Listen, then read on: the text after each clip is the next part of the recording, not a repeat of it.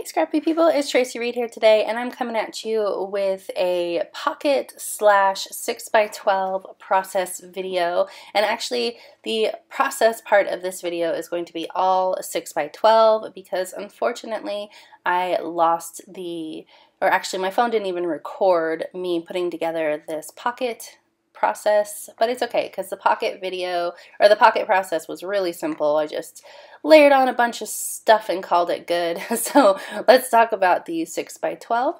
These are photos of Joe. The 6x12 is Joe and I at the gym, and then the pockets are all of me at the gym, and I was playing on that whole, if you don't check into the gym and let everyone know that you're there, does it even really count? So every time I went to the gym in March, I Snapchatted a photo of myself in the mirror, and I was highly amused by it, and then I was left with all of these photos at the end of the month of me at the gym, so I decided to make a little pocket page out of them. And then I have this photo of Joe and I at the gym, and you can see that he is acting exhausted on the shoulder press machine, and I'm sitting next to him. I actually set up this photo to take this photo, and Joe's pose was totally organic. It was pretty funny.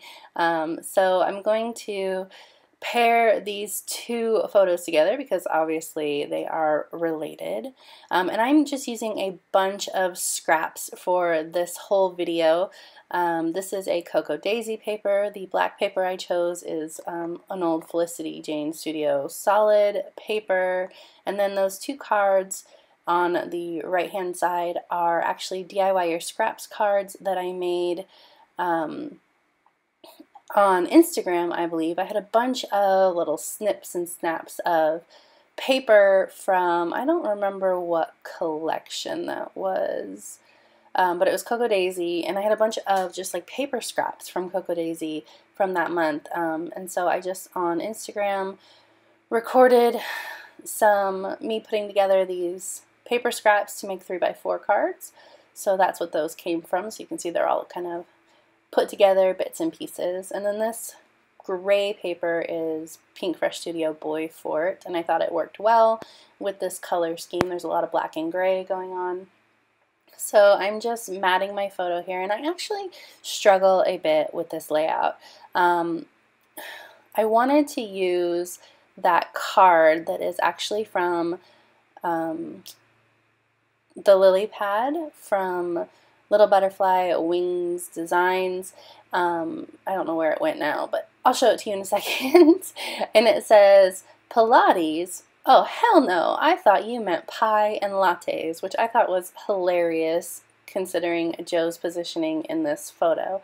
So I really wanted to use it. It's a 3x4 card, but the 6x12 format with this horizontal photo plus a 3x4 card, there it is, it was all off balance and it wasn't working, and I really struggled for a long time to make it work, and I knew that I couldn't not use that Pilates card because that was what I had based the whole spread around, color scheme and all of that, but in the end I couldn't leave it as a 3x4 card, unfortunately. So you can see me put it down here in the corner, and that sort of works. It could have worked, but the balance just felt really off. And part of the problem is that I was using a bunch of scraps, and when I'm using a bunch of scraps, I'm pulling from my stash and trying to find things that will work with the photos and the theme of the layout, which is always harder for me than using cohesive kits that are all put together for me already. So because I was doing that, I had to pull things from my stash, and it just felt a little bit overwhelming to make everything feel balanced, especially since when I have scraps, I don't generally have like florals and things that you would build clusters off of left, because I tend to use all of those. So it tends to be word bits and maybe little icons here and there, and so I just struggled a lot.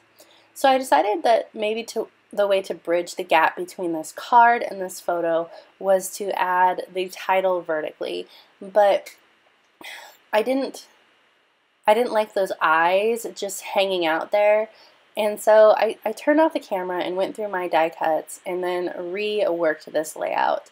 So I added my journaling on this notes card that was from the Cocoa Daisy paper and ink kit. It was the add-on, so I'm not sure. I think it was Vicki Boutin or One Canoe 2 or something like that.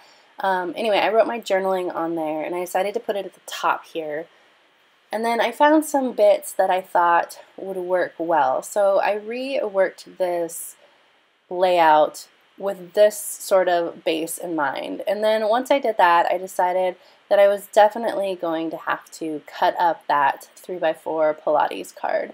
So I'm going to put my title back here, and it says, "I think I broke him," which I was amused with. And then I'm going to cut up this card into basically 2 banners for the word art. So you can see me trying to make it work, thinking about it, and it's just not going to happen. And in the end, I actually am not a huge lover of the way that this layout came out, and that's okay. They're not all going to be perfect, and what really mattered to me was that the story got written down and that basically I moved on with my life and it wasn't just hanging out in my album waiting for me to scrapbook it. So I'm cutting up this card, making 2 little strips out of it, and I'm going to notch both of them into banners. I thought maybe I would cover up that notes, but then the 2 parts of the phrase were broken up by the title, so it didn't read right. So I'm going to put them both underneath the title itself. Thought about putting them up there, but didn't look right either. It was really top heavy going on. Nope. That just divides up the phrase. So we're going to go both of them down here at the bottom. And I'm going to kind of offset them, fill in the space a little bit diagonally so that it's not completely linear. So also the 2 word strips are 2 different sizes because the second half of the phrase was longer than the first half. So if I had aligned them, they would look a little bit odd.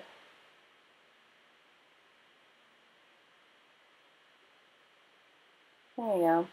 So this is the base of my layout, and now I'm thinking, okay, how do I fill in the rest of this space? And I decide that I'm going to add in some of the triangle stickers, or like puffy stickers, I think from the Boys Fort line. I'm not sure. It's from Old Pink Fresh Studio. I have just bits and pieces of these lines from a couple years ago left, and I'm not going to leave these pattern stripped here. I'm just playing with them. I have a few pieces left of this line. There it is. I'm going to use these triangles, and I'm going to actually put some up at the top here, and I'm going to put some down at the bottom with the rest of it to even it out. And my camera is about to cut out, and so I'm going to move over to a little bit of a live video of me talking through the right hand side of the page and what I did with that. And as soon as I stop struggling with this, it's coming up. Again, I was just trying to achieve balance, and I was having a little bit of a hard time with this layout. Alright, so unfortunately I lost the end of this video. My camera stopped recording and I didn't know, so I didn't get to record any of this, but luckily it was really simple what I did. I had these 2 pre-made cards that I made in a little DIY Your Scraps mini Instagram video out of paper scraps. So I was going to put journaling on these 2 cards and changed my mind. I decided that I didn't actually need any journaling. This is just, you know, me at the gym. I've done enough journaling about that recently.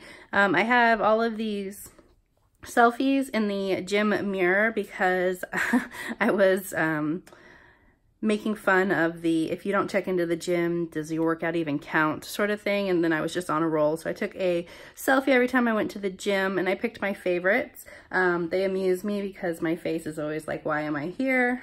And then I have a couple more workout photos to sort of go along with the story of taking Joe to the gym. So I just used some scraps. These are Vicki Boutin scraps. I think this is Dear Lizzie. And then I have some stickers, some chipboard. I just pulled everything on these 2 pages out of my scrap pile and cleared some stuff out, which was really cool. All right, thank you.